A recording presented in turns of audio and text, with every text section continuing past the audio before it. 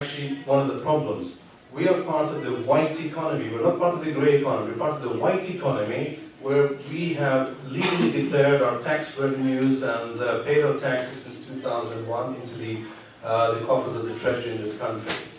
However, before us we are a declared entity. Because they know we pay taxes, they will come after us before they will actually go and do what is necessary, which is to broaden the base of tax collection in this country. This is what we need, and I haven't heard a single person talk about this in the fight against corruption today in this conference.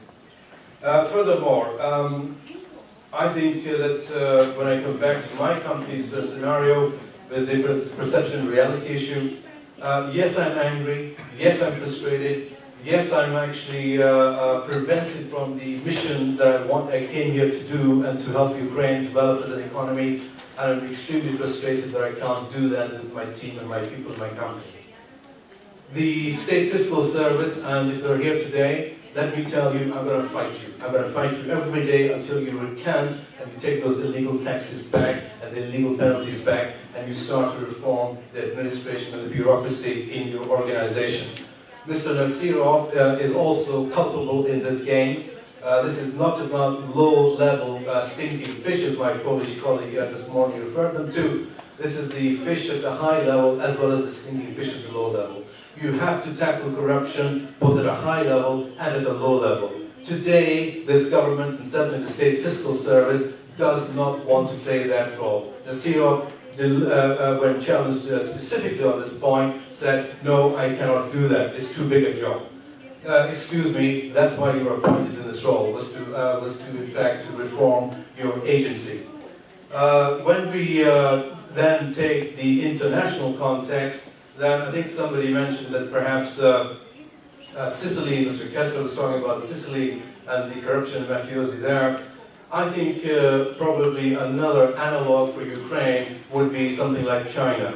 In the first year, Li Jinping, when he tackled corruption in China, decided to take out the tigers, but he also did not ignore the flies. They had a tiger and fly campaign, where the tigers, the ministers, the head of the party instruments were all taken down. Many of them were taken down. Very big names were taken down.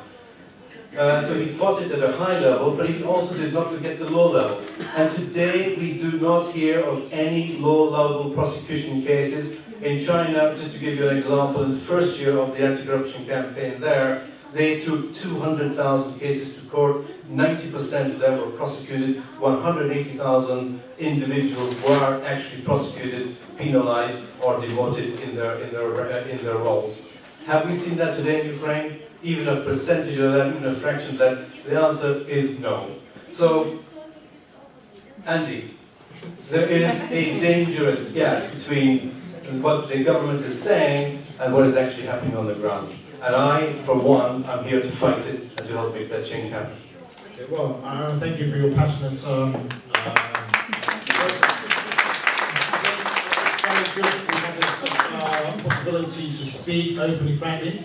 As I mentioned at the very beginning, we did have Dmitry Shimkin, Deputy Head of the Presidential Administration, scheduled to speak on our panel. Last minute he fell off when he was moved to another panel because there was a change where the President and the Prime Minister spoke at the beginning as opposed to closing. I don't know if there's anybody in the audience today that is either from the Presidential Administration or from the government who would be happy to sort of respond to that.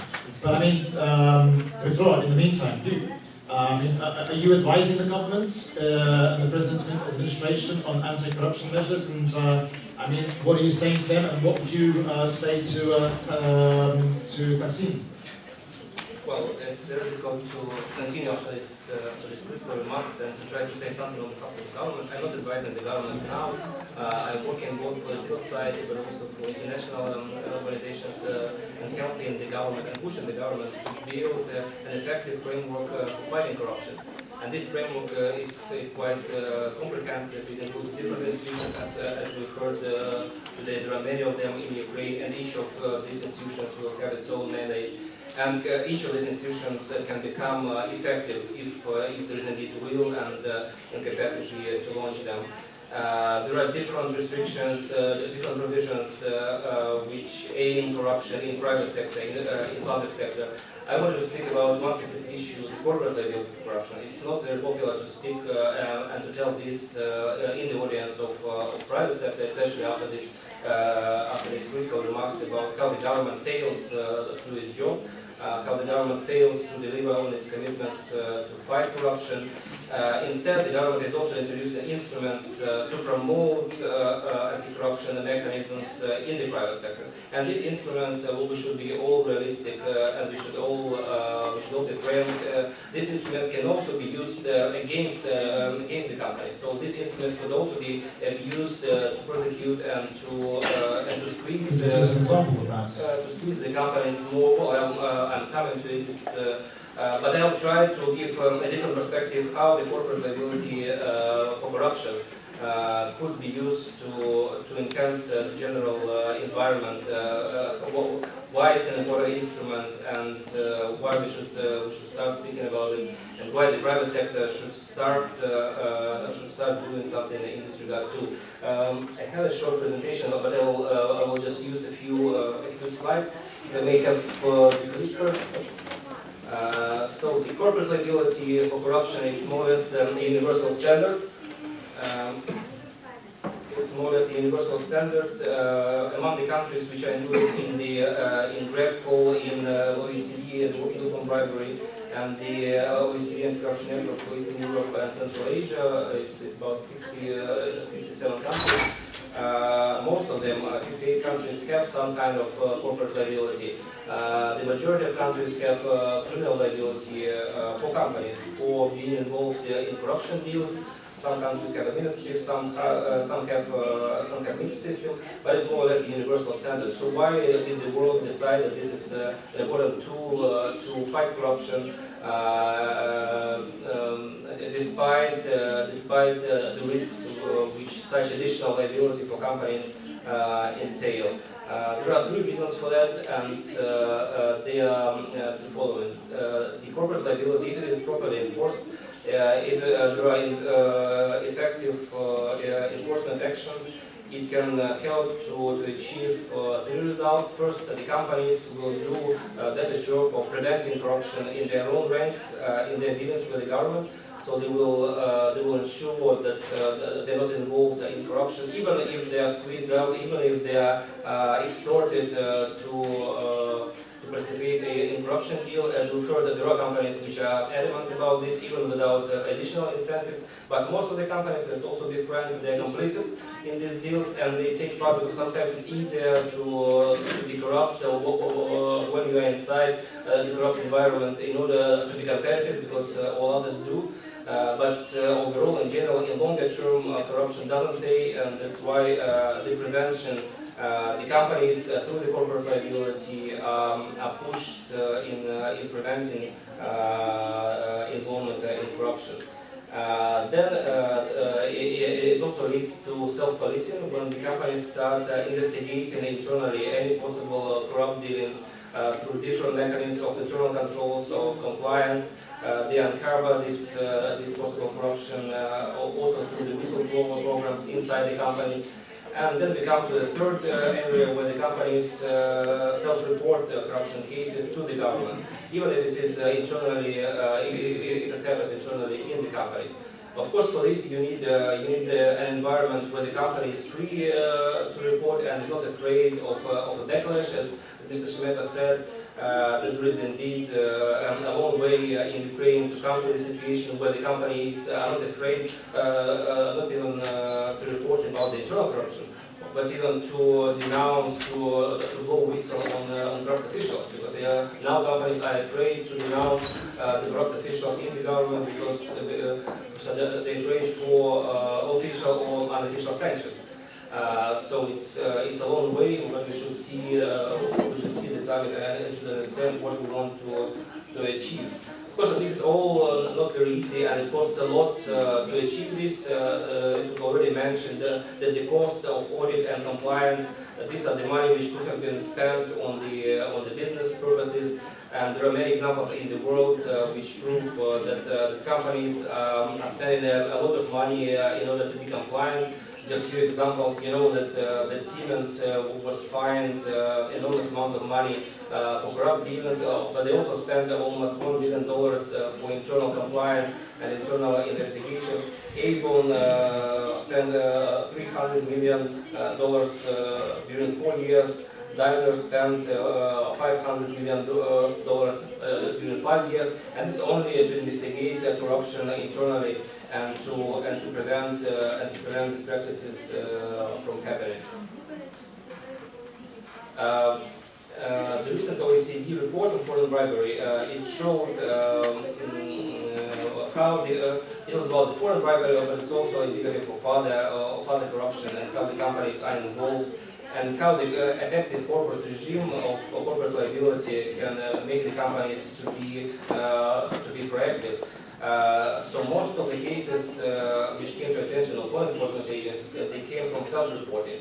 And what led to this self-reporting, in most cases, this was the internal audit, but also the due diligence during mergers and acquisitions. So this became a part of the practice in the companies in order to deal with this, with the possible sanctions.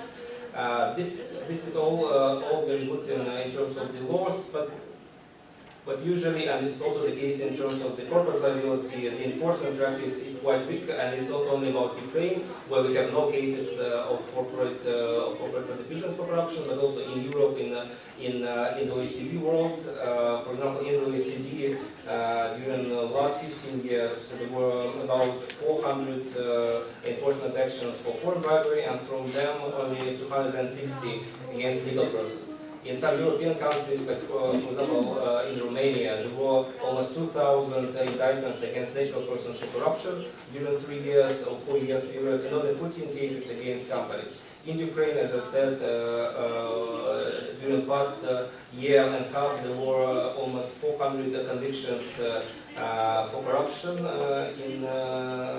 of natural persons, and no cases against legal persons. Even though since April last year, Ukraine has introduced the corporate liability. It's a type of criminal liability where if an officer of the company committed a bribe, the company can be prosecuted and also can be sanctioned. And the sanctions are quite significant. This can be twice the amount of benefit which the company received from the corrupt deal, or a certain amount of fine.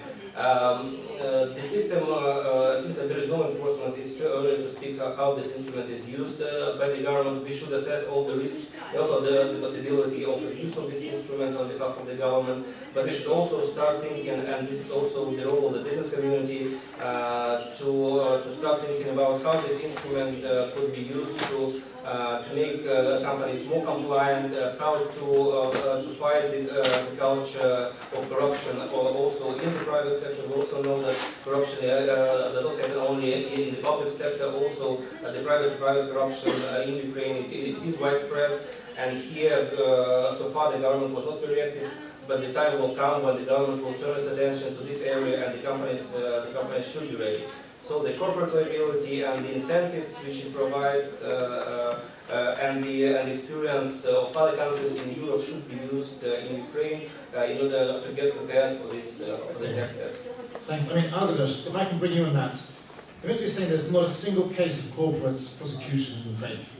So that means either things are very good, or having listened to Basim, things aren't very good, or someone's not doing their job. Which one is it? Well, I think that probably the second one is right, and of course, I think it's very important to prioritize work, and I think that the most significant problem which Ukraine currently faces is, at this moment, is on the demand side. But probably the work on the supply side, so the work on corporate responsibility also has to take place, and for this actually there are many international examples how to do it. I have the very nice declaration of Transparency International, which invites businesses actually to sign to this declaration, and I can follow to this very simple one. It says, so there are just 5 points in this declaration. I will not pay bribes. Second one, I will not seek bribes. I will work with others to campaign against corruption. I will speak out against corruption and report on abuse. I will only support candidates for public office who say no to corruption and demonstrate transparency, integrity, and accountability. So I think this is a nice piece of work where also corporates would play a stronger role in addressing supply side of corruption. Enric Canais, if I can bring you into this. I mean, Taksin is doing that. He says no to corruption. I mean, very publicly today he said that he's not going to pay 1 single cent. He's speaking out about it. What do you advise? What's your advice? What should they do? Good luck. No, I'm joking, of course. I think that, you know, his company is in a relatively luxurious position, I might say, because a big multinational can withstand these kinds of pressures.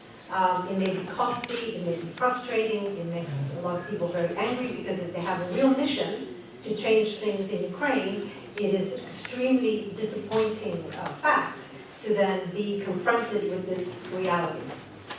So, but that is a situation that not all companies, and certainly not all companies in Ukraine, can aspire to.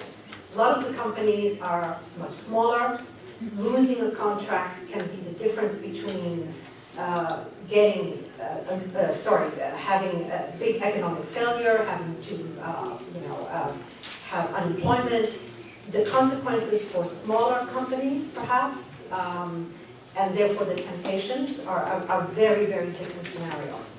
And so I would say that for companies that are in that kind of situation, one of the things we advise is to seek strength in numbers. So joining things like collective action programs, integrity pacts, some of these declarations that you were mentioning, all of these things can help to break this feeling of isolation that a company might be experiencing when they are confronted with the demands that they find very, very difficult to resist.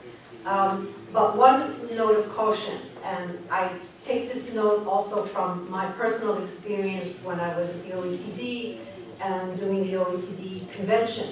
Because when you have a convention, you have a declaration, you have a compact, people want to sign because it's easy to sign, and even if they have very good intentions, well, they already get a lot of good publicity, a lot of brownie points, as we say, simply for the fact that they sign.